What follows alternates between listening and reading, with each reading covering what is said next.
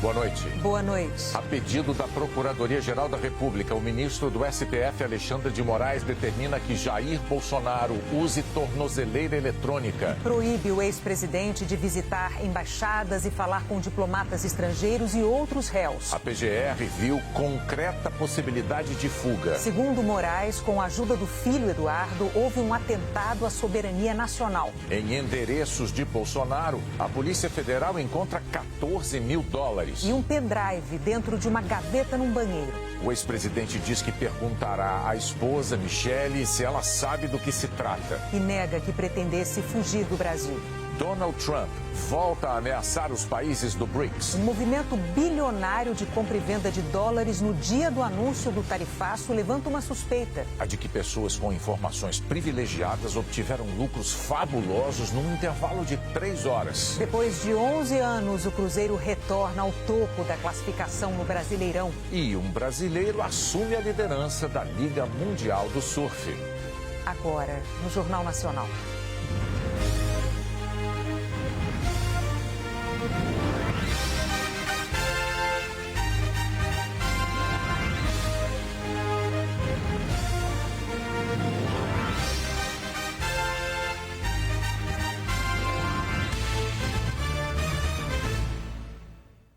O ex-presidente Jair Bolsonaro está com tornozeleira eletrônica e impedido de sair de casa das 7 da noite às 6 da manhã nos dias úteis. Nos fins de semana, a proibição é para o dia inteiro. A pedido da Procuradoria-Geral da República, o ministro do STF, Alexandre de Moraes, impôs uma série de restrições ao ex-presidente no sentido de impedir uma tentativa de fuga. Na origem das investigações da Polícia Federal estão as ações do deputado licenciado Eduardo Bolsonaro nos Estados Unidos e a chantagem tarifária do presidente Donald Trump em defesa de Bolsonaro e contra a independência do Supremo Tribunal Federal. Esta edição do Jornal Nacional começa com a movimentação dos agentes federais no início da manhã. A Polícia Federal chegou logo depois do amanhecer à casa do ex-presidente Jair Bolsonaro, que fica em um condomínio numa área nobre de Brasília. Os carros da PF pararam na porta da garagem. Os agentes revistaram a casa toda e encontraram 14 mil dólares e 8 mil reais em dinheiro vivo. Parte estava numa gaveta de roupas. Apreenderam também o celular de Jair Bolsonaro, um pendrive que estava em uma gaveta no banheiro e outros documentos. Enquanto uma equipe continuava na casa de Bolsonaro, outra foi fazer buscas na sala dele e na sede do PL, que fica nesse prédio, e apreendeu mais documentos. Todo o material foi encaminhado para análise da perícia. Os agentes usaram câmeras corporais nas duas ações. Depois das buscas na casa do ex-presidente, Bolsonaro seguiu num carro da Polícia Federal até a Secretaria de Administração Penitenciária do Distrito Federal. Na chegada à secretaria, a segurança estava reforçada, com policiais até em cima do prédio. Lá, os técnicos colocaram em Bolsonaro uma tornozeleira eletrônica que ele terá de usar a partir de agora. Bolsonaro passou o resto do dia no PL e pouco antes das 6 da tarde voltou para casa. A Polícia Federal pediu autorização do STF para essa operação de busca e apreensão 2 dias depois do anúncio do tarifaço de Donald Trump na semana passada. O ministro Alexandre de Moraes cumpriu então o protocolo e pediu manifestação da Procuradoria-Geral da República. E foi a PGR que pediu que fosse ordenado o uso de tornozeleira eletrônica. No documento em que determina a operação de hoje da PF, o ministro detalha as medidas restritivas impostas a Jair Bolsonaro e os motivos de tê-las ordenado. A maioria dos ministros da primeira turma do Supremo já votou a favor da decisão de Moraes. Na decisão, o ministro Alexandre de Moraes disse que o inquérito foi aberto no início do ano, a pedido da Procuradoria-Geral da República para investigar o deputado Eduardo Bolsonaro, que vem afirmando que está se dedicando a conseguir do governo dos Estados Unidos a imposição de sanções contra integrantes do Supremo, da PGR e da Polícia Federal, pelo que considera ser uma perseguição política a si mesmo e a seu pai. Moraes afirmou que a PF passou a investigar a atuação de Jair Bolsonaro depois que o ex-presidente disse, em depoimento no dia 13 de maio, ter enviado R$2 milhões para o filho permanecer nos Estados Unidos.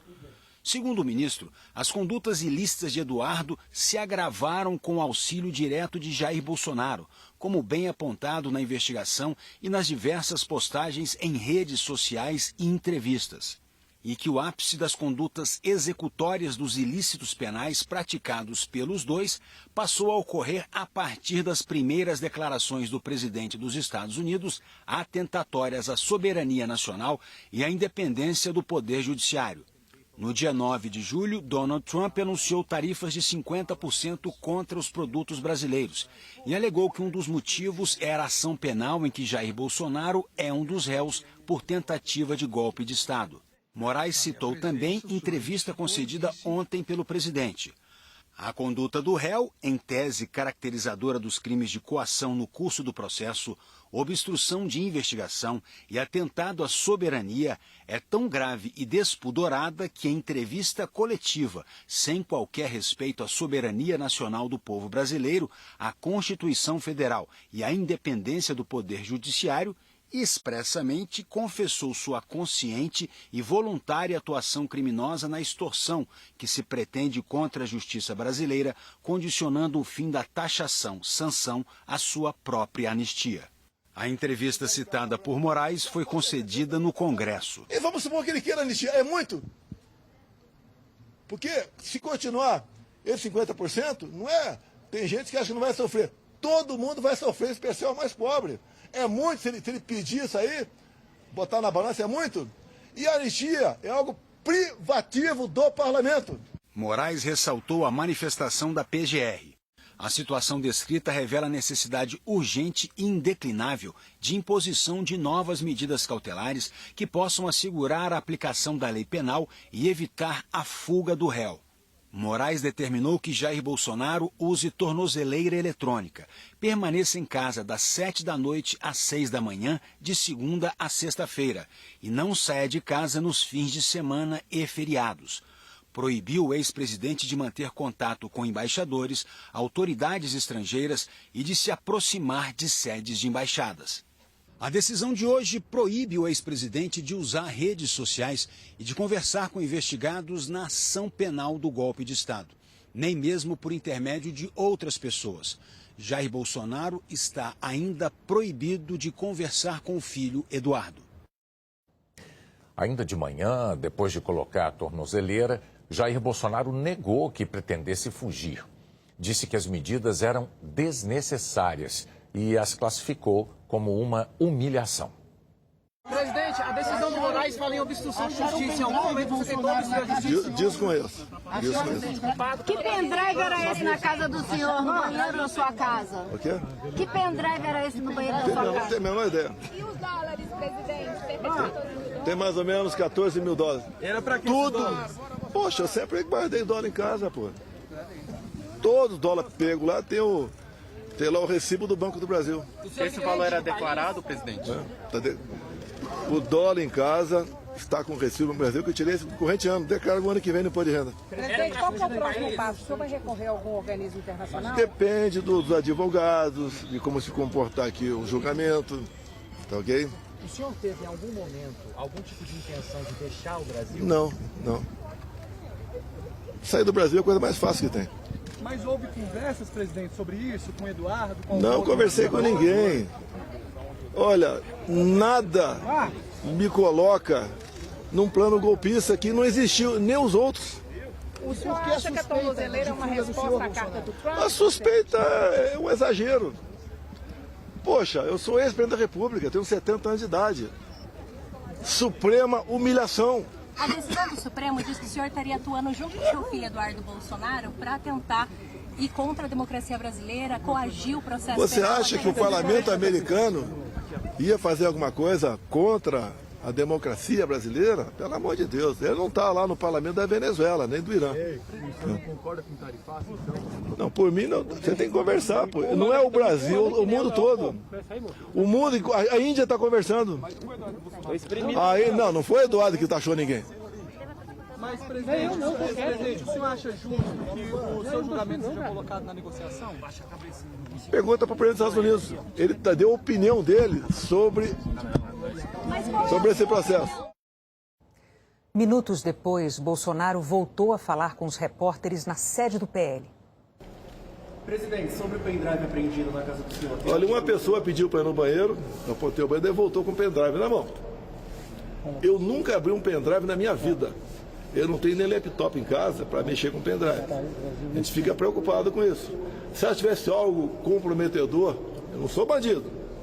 Se tivesse, estaria lá à disposição?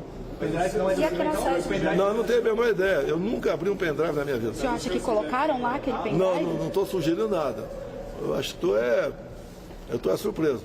Vou perguntar para minha esposa se o pendrive era dela. Presidente, o senhor tem costume de consumir dinheiro vivo? 14 mil dólares apreenderam. Não, mas qual o problema ter 14 mil dólares em casa? Todo o dólar que está lá, quando guarda dólar em casa, faz questão de anexar o recibo do Banco do Brasil. Tá ok? E esse dinheiro também tinha um recibo? Todo tem recibo. Tá. E outra, dinheiro tirado da conta.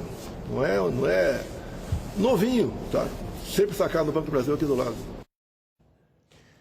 A defesa do ex-presidente afirmou que foi surpreendida com os mandados de busca e apreensão e a aplicação do que classificou de medidas cautelares severas.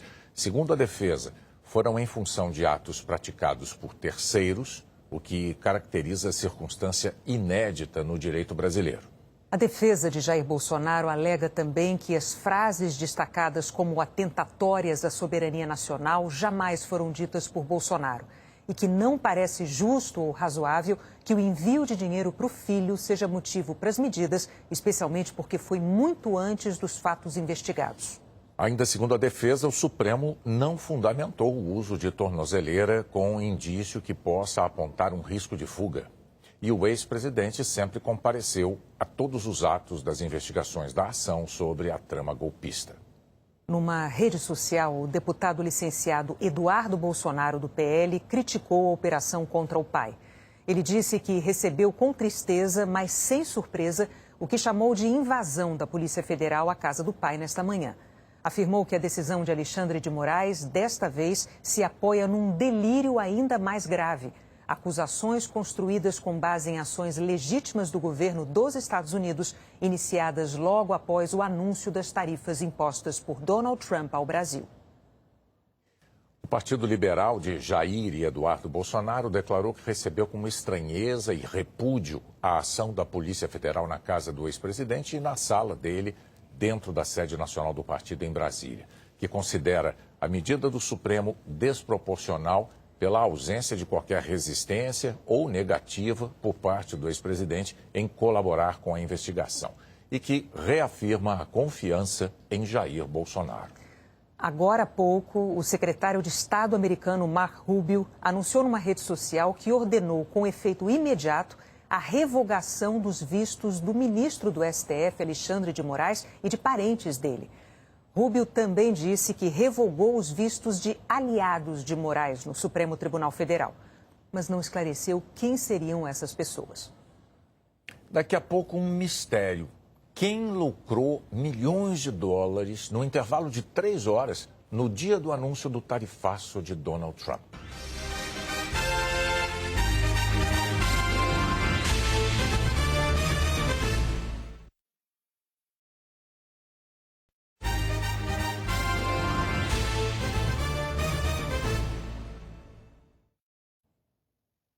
A intenção dos países integrantes do BRICS de promover o uso de moedas locais no lugar do dólar em transações internacionais motivou mais uma reação do presidente americano Donald Trump nesta sexta-feira. Ele voltou a ameaçar o bloco, de que o Brasil é um dos fundadores. They wanted to try and take over the dollar, the dominance of the dollar and the standard of the dollar. And I said, anybody that's in the BRICS consortium of nations, we're going to tariff you 10%. They didn't want to be tariffed in there. It's amazing. The reserve currency is so important. You know, we lost that would be like losing a world war. I hit them very, very hard. And if they ever really form in a meaningful way, it will end very quickly. preocupação dos investidores com a guerra comercial de Donald Trump fez o principal índice da Bolsa de Valores brasileira cair 1,6%. O dólar subiu para R$ 5,58, acumulando uma alta de quase 3% em julho. A chantagem de Donald Trump ao impor tarifas sobre produtos brasileiros de exportação foi uma medida completamente fora dos padrões da diplomacia e das relações comerciais entre os países. E por isso mesmo provocou uma surpresa enorme. Mas um movimento muito estranho de compra e venda de dólares no dia do anúncio do tarifaço dá sinais de que nem todo mundo se surpreendeu. E teve quem ganhasse muito dinheiro com ele. Guarde esse horário, 4h17 da tarde, dia 9 de julho. Foi o horário exato em que o presidente americano Donald Trump publicou a carta nas redes sociais, em que anuncia tarifas de 50% sobre os produtos brasileiros. Mesmo os assessores próximos foram pegos de surpresa, mas não todo mundo. Esse aqui é um gráfico que mostra a cotação do dólar em relação ao real no dia 9 de julho. Vamos direto para o horário do anúncio, 4h17 da tarde. Nesse momento, muita gente começa a comprar dólar e vender real. A moeda americana valoriza muito, passa dos 5,58. Isso aqui era esperado, que muita gente fosse vender a nossa moeda para se proteger da desvalorização dela. O que não era esperado era o seguinte, vamos voltar um pouquinho no tempo. Você está vendo que durante o dia inteiro a cotação oscila dentro da normalidade? Só que quando chega aqui, à 1h30 da tarde, alguém compra uma quantidade enorme de dólares apostando contra o real. De 3 a 4 bilhões de dólares, afirma Spencer Hakimian, dono de um fundo de investimentos em Nova York.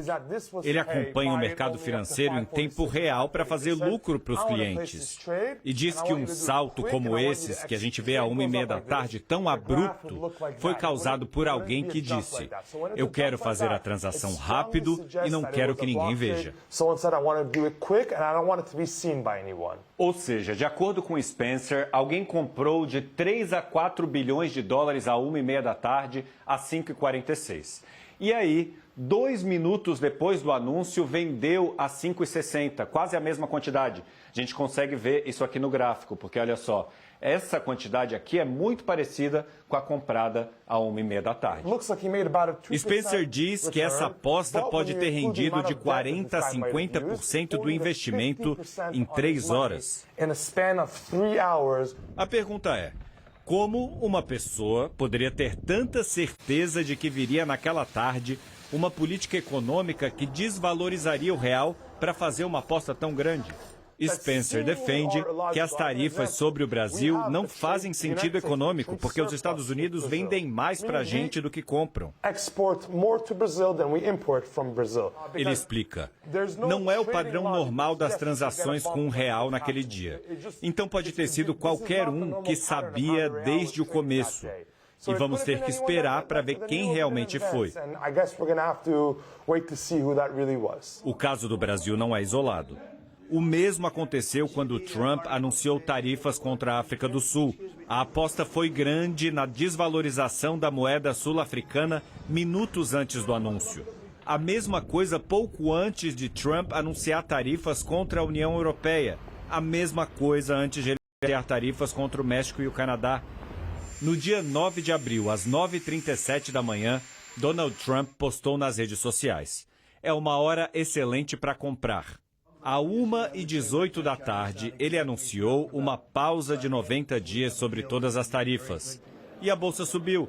Quem comprou lá na hora do post ganhou dinheiro. Trump recebeu bilionários donos de fundos de investimentos na Casa Branca e comentou que por causa desse movimento de mercado, eles ganharam juntos mais de 3 bilhões de dólares. Esse caso acendeu o alerta da oposição no Congresso. Parlamentares democratas afirmaram que pessoas próximas a Trump podiam estar usando informações privilegiadas para benefício próprio no mercado financeiro. Pediram uma investigação, mas com a oposição sendo minoria na Câmara e no Congresso, nenhum inquérito foi para frente. A imprensa americana relatou a preocupação dos deputados e senadores com essas possíveis operações ilegais. O jornal The New York Times levantou a questão. Teria Trump manipulado o mercado financeiro? A Casa Branca negou que tenha havido algum tipo de favorecimento. Mas Trump está consciente de que as ações dele têm impacto imediato no mercado. Não dá para saber quem foi a pessoa ou as pessoas que apostaram bilhões na desvalorização do real antes do anúncio oficial. Nem nos casos semelhantes das tarifas a outros países. Porque só os órgãos reguladores e os grandes bancos têm acesso a essa informação. Por isso é difícil provar a origem dessas movimentações. Só que fazer transações financeiras com informação privilegiada é crime. O professor Paul Johnson é diretor do Centro de Análise de Segurança Global da Fordham University. Ele atendeu o Jornal Nacional no intervalo de uma reunião na Bolsa de Valores Nasdaq. Ele afirma que a transação feita no dia do anúncio das tarifas ao Brasil foi de alguém que sabia o que iria acontecer mais tarde. E mais, sabia o que fazer com a informação, como fazer a transação e a hora certa de desfazê-la. Ele afirma que a chance de haver investigação sobre o caso é mínima, porque se a transação foi feita por alguém ligado ao governo ou ao Congresso, ninguém investiga. Porque os responsáveis por uma investigação sobre isso seriam o Departamento de Justiça e a Comissão de Valores Mobiliários e Câmbio dos Estados Unidos, ambos ligados ao governo federal, portanto, sob controle de Donald Trump. Eu pergunto a Spencer se ele acredita que possa haver uma investigação sobre quem está ganhando tanto dinheiro com o anúncio das tarifas. Ele disse que deveria haver uma investigação, mas que duvida que isso aconteça porque Trump demitiria qualquer um que liderasse essa iniciativa. O que ninguém discorda é que a instabilidade pode ser muito boa para poucos eleitos.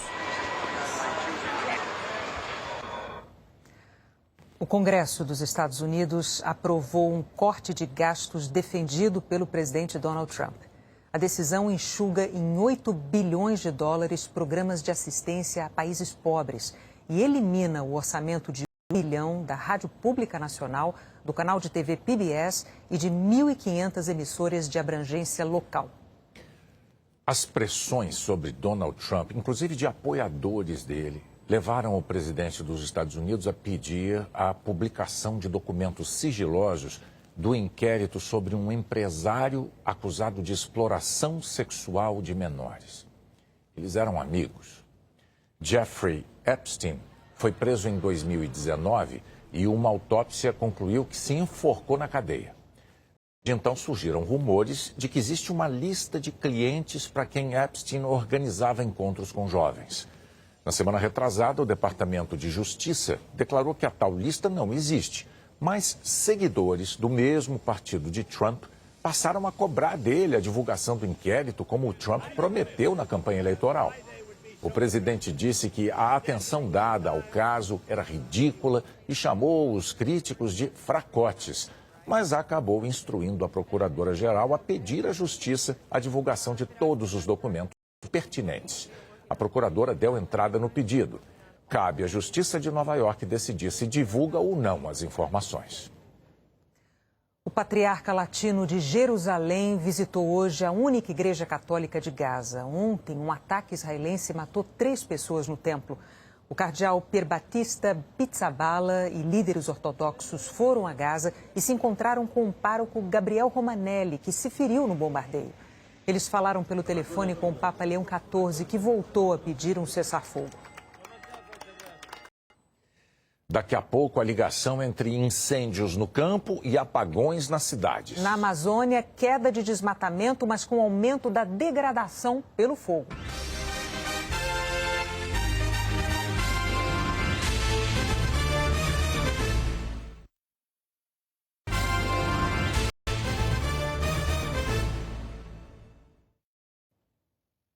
O ministro do STF, Cristiano Zanin, revogou a prisão domiciliar do prefeito de Palmas e autorizou o retorno dele ao cargo.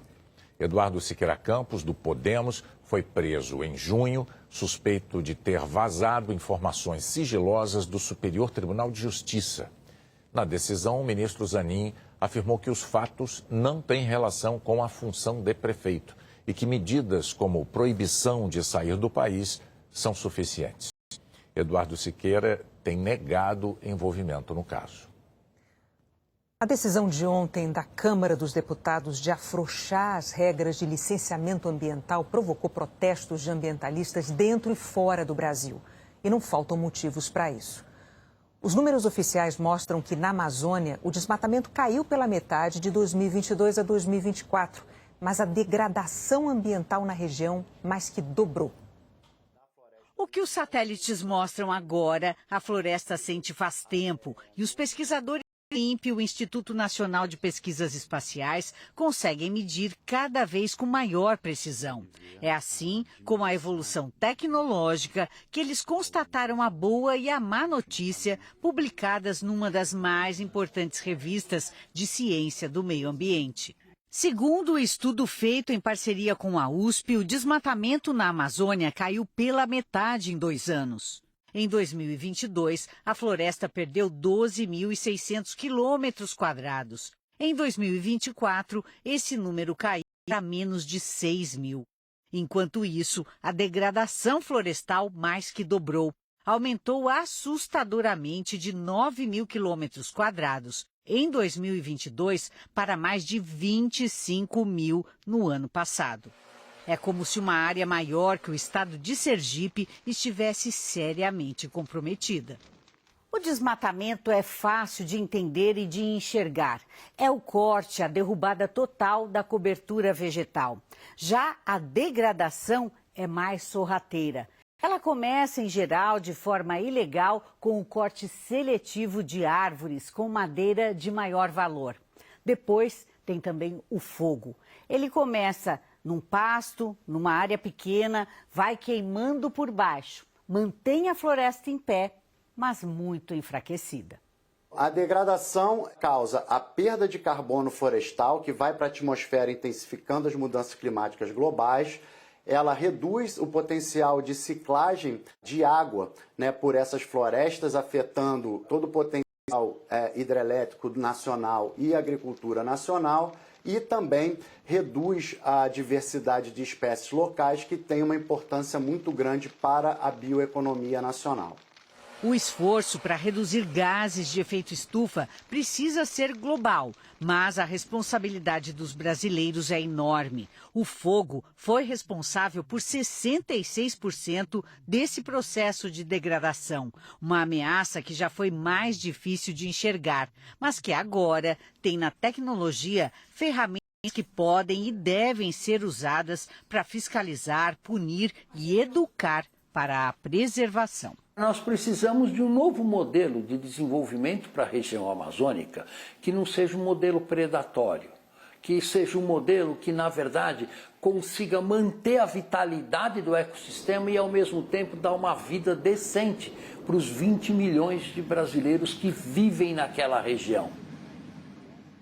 O Ministério do Meio Ambiente e Mudança do Clima declarou que nos últimos 2 anos a Amazônia enfrentou secas seguidas e severas e que isso ampliou os impactos dos incêndios florestais. Segundo o Ministério, de agosto do ano passado a maio deste ano, o IBAMA realizou 19.000 ações fiscalizadoras e aplicou multas que somam 3 bilhões de reais.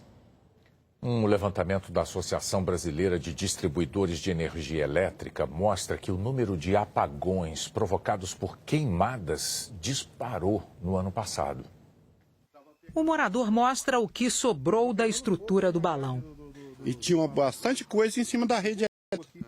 Podia ter dado um fogaréu em tudo, né? O incêndio não atingiu casas, mas danificou parte da rede elétrica e provocou um apagão. 6.000 casas ficaram sem luz durante 2 horas. O caso aconteceu este mês em Nova Friburgo, na região serrana do Rio. Quando eu vejo no céu um balão voando, eu fico todo ansioso, porque a gente sabe que é um risco. Soltar balões é crime, assim como realizar queimadas perto de linhas de transmissão de energia. Um levantamento feito pela Associação Brasileira de Distribuidores de Energia Elétrica mostra que o país registrou quase 65 mil incêndios em redes elétricas no ano passado, que deixaram quase 4 milhões de consumidores às escuras. E o mais grave, desde 2020 esse número não para de crescer e disparou em 2024. E justamente agora, no inverno, a situação costuma se agravar. Só entre julho e setembro do ano passado foram mais de 19 mil interrupções do fornecimento, o que corresponde a 29% de todas as ocorrências de 2024. A vegetação fica mais seca e os riscos de incêndios aumentam. A população não está tomando devidos cuidados para que esses incêndios não ocorram. Essa é uma realidade que o Brasil está convivendo com ele, o aumento dos focos de incêndio. Ele está caindo, está caindo, está caindo. Foi no inverno passado que a queda de um balão provocou pânico na zona leste de São Paulo. As investigações da polícia mostraram que ele foi solto no município de Bom Jesus dos Perdões, no interior do estado, e percorreu mais de 80 quilômetros. Na região de Itaquera, esse balão arrastou um carro e levantou uma moto que ficou pendurada na fiação. E acabou caindo no bairro vizinho, em Aricanduva, atingindo casas e uma creche. 400 mil imóveis ficaram sem energia.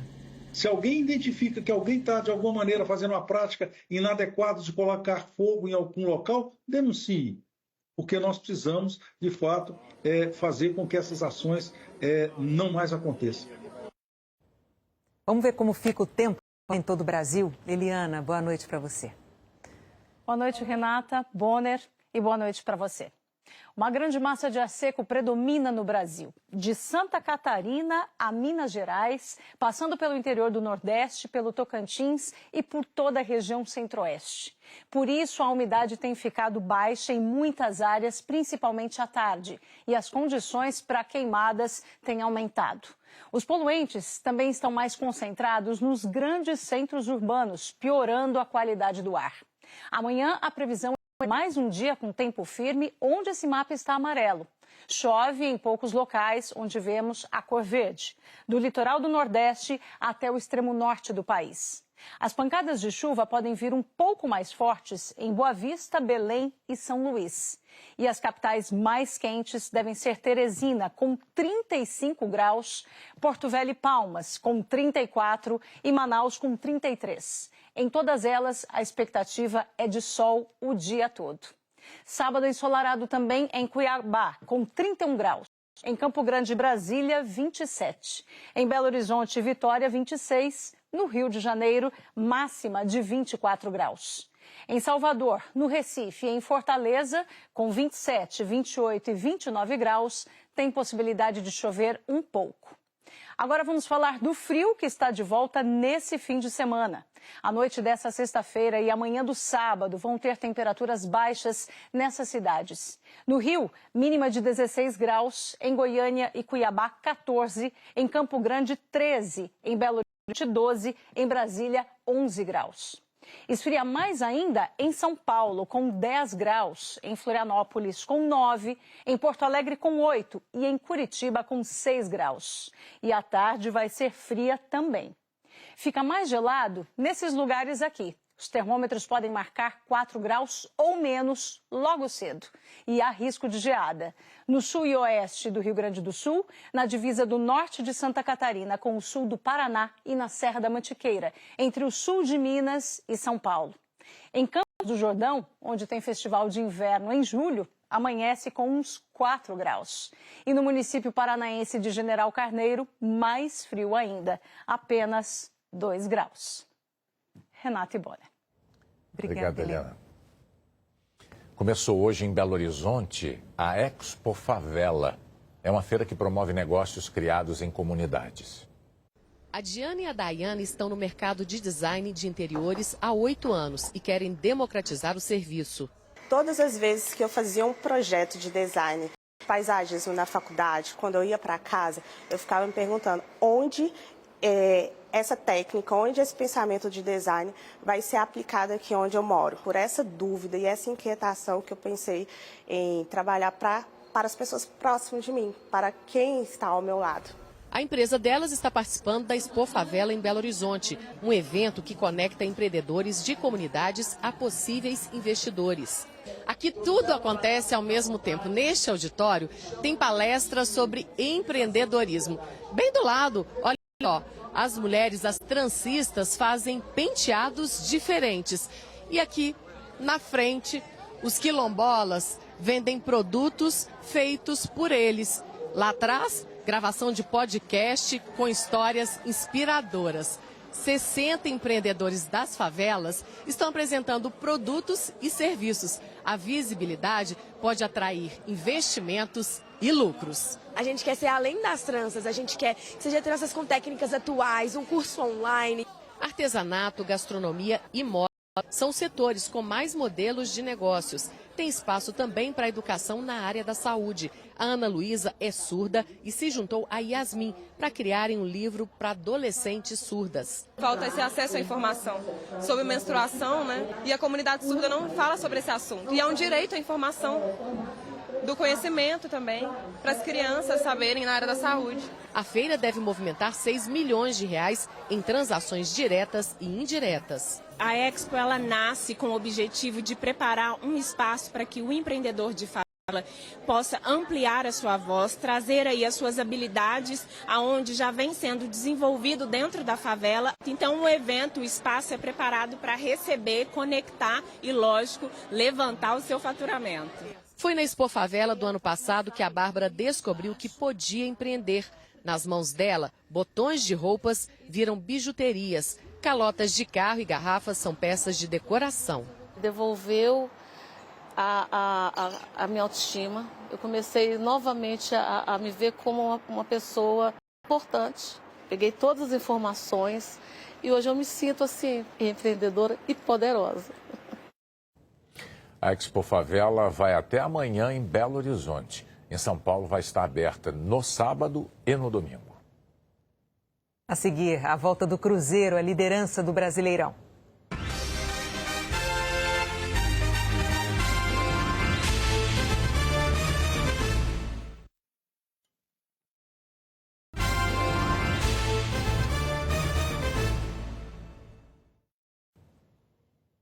O Cruzeiro é o novo líder do Campeonato Brasileiro.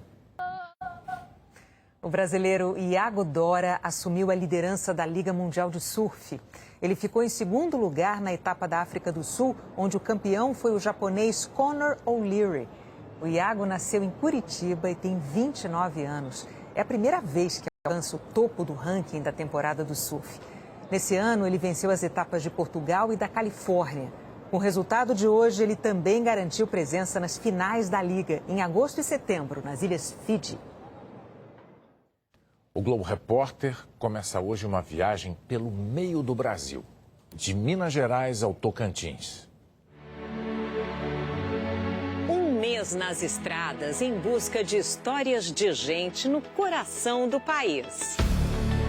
Caminhar no Diamantina é tropeçar na história. O que é uma joia para o senhor? A joia para mim é a vida, né? Essa cidade foi colocada no mapa pela arte. Eu sobrevivi do barro e sobrevivo do barro. Minha vida profissional está aqui dentro da rocha. Na mais antiga mina de lítio da região do Vale de Jequitinhonha. A Lapinha é um lugar mágico, que não tinha estrada de carro para chegar aqui, era só a pé ou a cavalo. Muita aventura, paisagens deslumbrantes, como essa que eu tô na Cordilheira do Espinhaço. Gente, isso aqui é cenário de sonhos. É depois de Vale Tudo, um programa, várias descobertas. Esse é o Brasil, né? E lindo. Lindo. Logo depois tem Sessão Globoplay e o Jornal da Globo. Boa noite. Boa noite, bom fim de semana.